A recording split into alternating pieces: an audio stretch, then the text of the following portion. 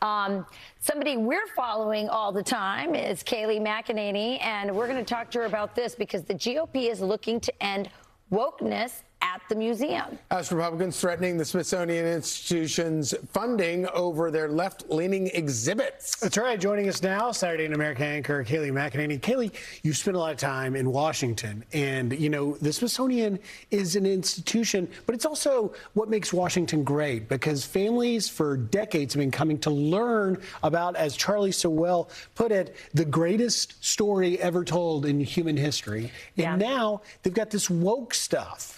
Yeah, no, they do. I mean, I remember going to Georgetown University as a young girl, so excited. One of the first things I did is go down the National Mall. And I mean, this was huge to me, coming from Plant City, Florida, Tampa, and seeing all of these immaculate museums and going into the American History Museum and seeing the First Lady's dress exhibits.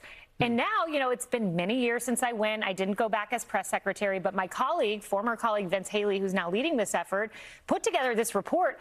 They have crotch harnesses in there that, I mean, I can't even say that word out loud, but it's in the American History Museum. Diary entries about a young person who becomes trans. Like, this is not American history. This is activism. Mickey Mouse questioning his place in American history and racial context. More American than that. This is wild. And it needs to end. Yeah, absolutely. God bless, by the way, God bless Vince for doing this report, because you're right, a lot of people don't know how much it's changed. One of the purposes of a museum, and one of the reasons we spend $1 billion, is to unify us and to make us proud of our country and our history. It's the opposite.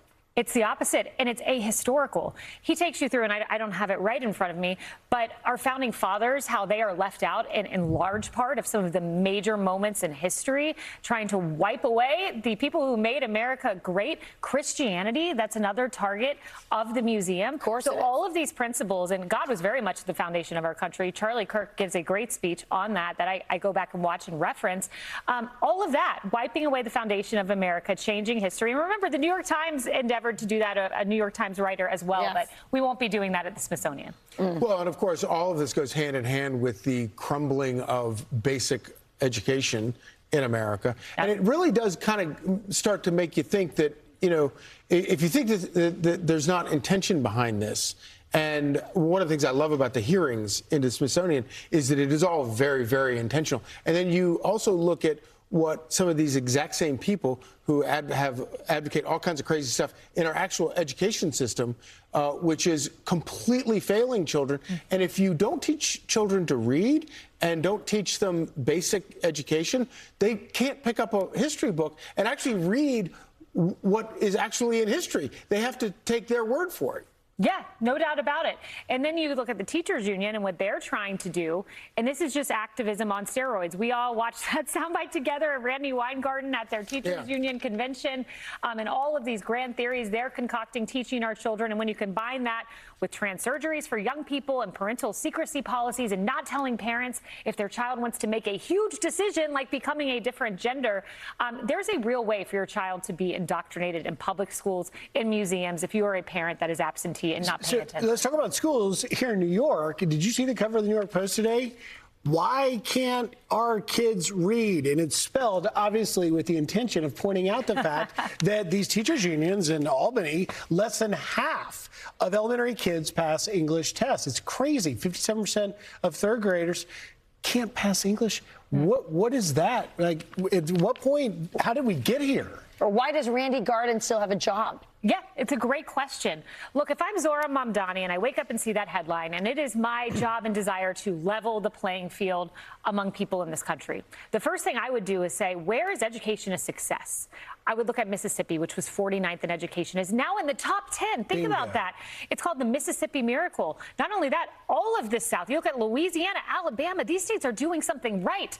Zohran Mamdani, request a meeting with Governor Tate Reeves of Mississippi and sit down and say, what did you do? How'd you do it? I'm bringing the Mississippi Miracle to New York City. Look where it works empirically in the success stories and try to get to the bottom of it as a real scientist would. We know El Sayed's a scientist. Well, you know, go look at the science of Mississippi and other southern states. I bet they're getting A's in LGBTQ and trans, gender, whatever they're doing. I mean, that's the point, right?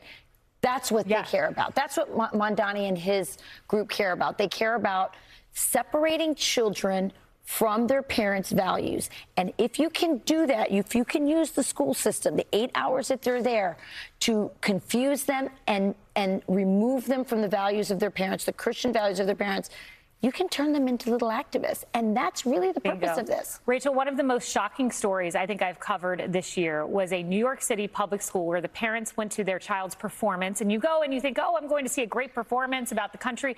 And the kids literally stormed the parents with leftist activist signs about ICE. And I dig into this public school right here in New York City. And what do you find? They have a rainbow reading room for kindergartners. I have a kindergartner. She is not thinking about sexual orientation and relationships. But when you are pushing that on a child, it is so deeply destructive, I would venture to say demonic, to push these issues on a 5-year-old. Child abuse. So what else is coming up in Sunday in America? Saturday in America. It's not Sunday yet. Sunday. It's Charlie, you're skipping ahead. We'll talk to Vice President J.D. Vance. Very excited about that. Bernie wants James Carville to leave the party, so we will ask Mr. Carville what he thinks about that. Nice. Ralph Norman, the big primary coming up. Brian Urlacher, Chicago Cubs NFL player, of course, Hall of Famer. Very excited to talk to him, among many others. Oh, and my former colleague, Rob Redfield. He was CDC director. We had some conversations with Fauci in the Situation Room. We'll get into it. Oh, fascinating. Watch Saturday in America. It's today. It's right after the show. Yes, All right. thanks so much. We'll be Appreciate watching. it. Thanks, Kayleigh. Thank Great you so stuff. much. Thanks.